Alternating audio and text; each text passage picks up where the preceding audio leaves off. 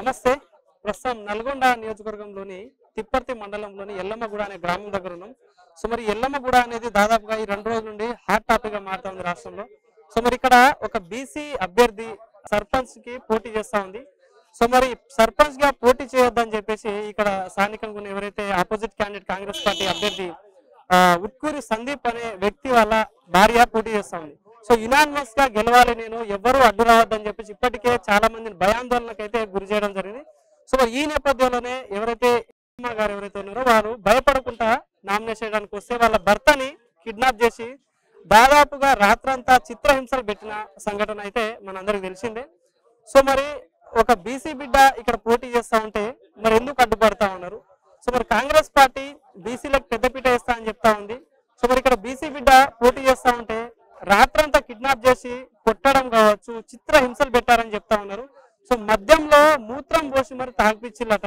So మరి ఇంత ఘోరమైన ఘటన జరిగితే కూడా మరి ఇక్కడ ఎందుకు స్పందిస్తలేరు ఎవరు కూడా? సో మరి దీనికి సంబంధించి పూర్తి వివరాలు తెలుసుకున్న మనతో పాటు వీళ్ళందరికీ ఆయనకు సపోర్ట్ తీసుకున్న వాళ్ళే వీళ్ళందరూ ఆయన చేతిలో ఇల్లు ఇప్పించిన అటువంటి బిల్లులు ఆగుతాయి, వాళ్ళకి ఇళ్ల బిల్లులు ఏడాగుతాయి అన్నట్టు భయానికి వాళ్ళందరూ మా మీద అరవడం జరుగుతుంది. అంతకు మించి వాళ్ళకి మా గ్రామస్తులకు ఎటువంటి గొడవ లేదు, మేము ఎవరికి జోలికి వెళ్ళలేదు, నాదేంటో మేము తిన్నాం అంతే. అయితే నామినేషన్ వేయొద్దు, నామినేషన్ ఇనామస్ గా కోమటిరెడ్డి వెంకటరెడ్డి ప్రకటించిందంట, ఆయన ఏదో గిఫ్ట్ ఇచ్చిందంట, దాన్ని సాధించడం కోసం ముందు నామినేషన్ వేయకుండా ఆపుతున్నారు. అయితే మొన్న కూడా లింకల సంతోష్ రెడ్డి కోటీశ్వరుడు ఆయన కూడా వేయడానికి నామినేషన్ వేయడానికి ప్రయత్నిస్తే వాళ్ళ నామినేషన్ పత్రాలు చింపేయడం జరిగింది. ఎవరిని వేయకుండా గోదావరిగూడెం ఆరగూడెం వాళ్ళు కూడా నామినేషన్ వేయకుండా అక్కడ అడ్డుకున్నారు. గ్రామం ఊరి చివరిలో నిలబడ్డారు. మేము వచ్చినాక వాళ్ళు కూడా వేశారు. గతంలో ఇదే అభ్యర్థి గతంలో కూడా ఎవరన్నా మర్డర్ చేసిల్లు అని చెప్పేసి మీ గ్రామస్తులు అందరూ చెప్తా ఉన్నారు. సో ఏంటి మరి అంతా చేస్తా ఉంటే ఇప్పుడు ఇంత డైరెక్ట్ గా కిడ్నాప్ చేసి దెబ్బలు కనిపిస్తా ఉన్నాయి కాళ్ళ మీద. సో మరి పోలీస్ వ్యవస్థ మీకు మరి కలిసే ప్రయత్నం చేసి ఏమంటా ఉన్నారు? మొన్న గాజల రెడ్డి జరిగింది, ఈ రోజు నా కుటుంబానికి జరిగింది, ఇప్పుడు రేపు ఇవాళ అరిసే వాళ్ళ కుటుంబానికి రేపు జరగదన్న గ్యారంటీ ఏముంది? ఒక్కడే అతను చంపిన వ్యక్తి, ఇతను మా ఆయనను కిడ్నాప్ చేసిన వ్యక్తి ఒక్కడే. రేపు ఇతను వేరే కుటుంబానికి జరగదన్న గ్యారంటీ ఏంది? ఇలాంటివి నాతోనే తీసేయాలి. నేను పీజీ చేసిన, బీఈడి చేసిన, తెలుగు టీచర్గా ఒక మానవత విలువల్ని నేను తెలుగు లెక్చరర్ గా చెప్పాలి, మనుషుల సమాజానికి నేర్పాలి. అలాంటి సమాజం ఇట్లా ఖరాబ్ అవుతున్న సందర్భంలో మా ఆయన నాకు ధైర్యాన్ని ఇచ్చి, నువ్వు టీచర్ గా నాలక్ష్మి ఇలాంటి దుర్మార్గాన్ని నువ్వు అరికట్టాలి, నువ్వు నామినేషన్ వేయాలి, ఖచ్చితంగా వేయాలని దృఢ సంకల్పం కల్పించాను. నా ఇష్టపూర్తిగా నేను నామినేషన్ వచ్చి వేయడం జరిగింది. ఆయన కిడ్నాప్ అయినా నేను ధైర్యం చేసి వేశాను.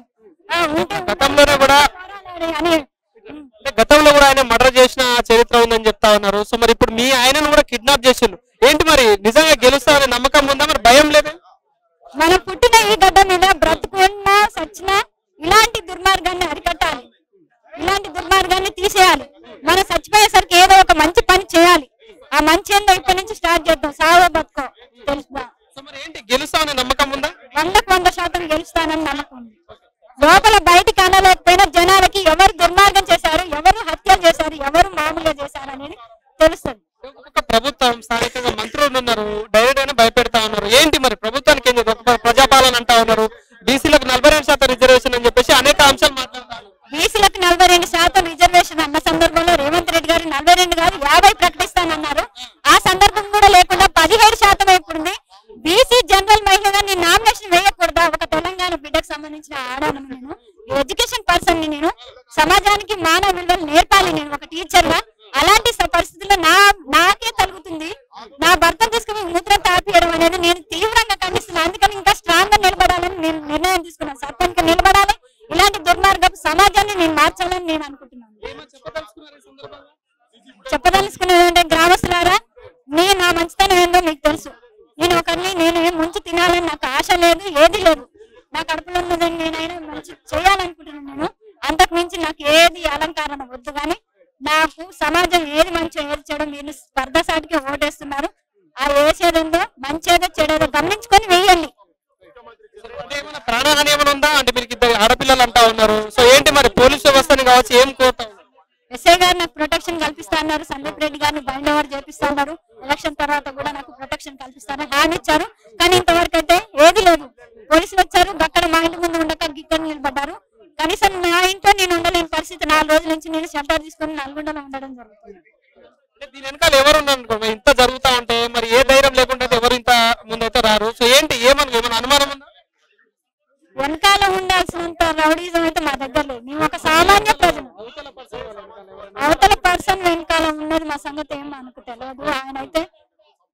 రాజగోపాల్ రెడ్డి పిఎన్ అని చెప్పుకున్నాడంటే మా ఆయన ఎన్నాడు స్వయంగా. నేనైతే ఆ టైంలో నాకు అంతకు మించి తెలియదు. సో ఇదండి విన్నారు కదా. సో ఎవరైతే నాగలక్ష్మి గారు చెప్తాను, నాకైతే ప్రాణహాని అయితే కంపల్సరీ ఉంది, మమ్మల్ని భయపెడతా ఉన్నారు, మా ఆయనను కిడ్నాప్ చేసి చిత్రహింసలు పెట్టడం జరిగింది. సో ప్రభుత్వాన్ని కోరుతా ఉన్నాం, పోలీసులను కోరుతా ఉన్నాం, మాకు రక్షణ కల్పించాల్సిన అవసరం అయితే ప్రభుత్వాన్ని ఉంది, స్థానిక పోలీసులకు కూడా ఉంది. సో మాకేమైనా జరిగినా కూడా ముమ్మాటికి వాళ్ళ పేర్లు అయితే చెప్తాను డైరెక్ట్ గా. సో గతంలో కూడా ఆయన మర్డర్లు చేసిన చరిత్ర ఉంది, గ్రామస్తులే చెప్తా ఉన్నారు ఆ మాట డైరెక్ట్ గా. సో ఇందాక ఒక గ్రామ పార్టీ అధ్యక్షుడు వచ్చి డైరెక్ట్ గా బెదిరిస్తా ఉన్నారు. సో మరి ఇంత అరాచకాలు జరుగుతా ఉంది, మరి ప్రజాపాలన ఎటుపోతా ఉంది, మరి ప్రభుత్వం ఏం చేస్తా ఉంది, ఇంత జరుగుతా ఉంది. దాదాపుగా 2 రోజులు అవుతా ఉంది ఇన్సిడెంట్ జరిగి. సో మరి ఇక్కడ స్థానిక కాంగ్రెస్ పార్టీ ఎమ్మెల్యేలు ఉన్నారు, మంత్రులు ఉన్నారు, మరి ప్రభుత్వం తెలిసి జరుగుతుందా తెలియకుండా జరుగుతుందా, అసలు ఏం జరుగుతా ఉంది?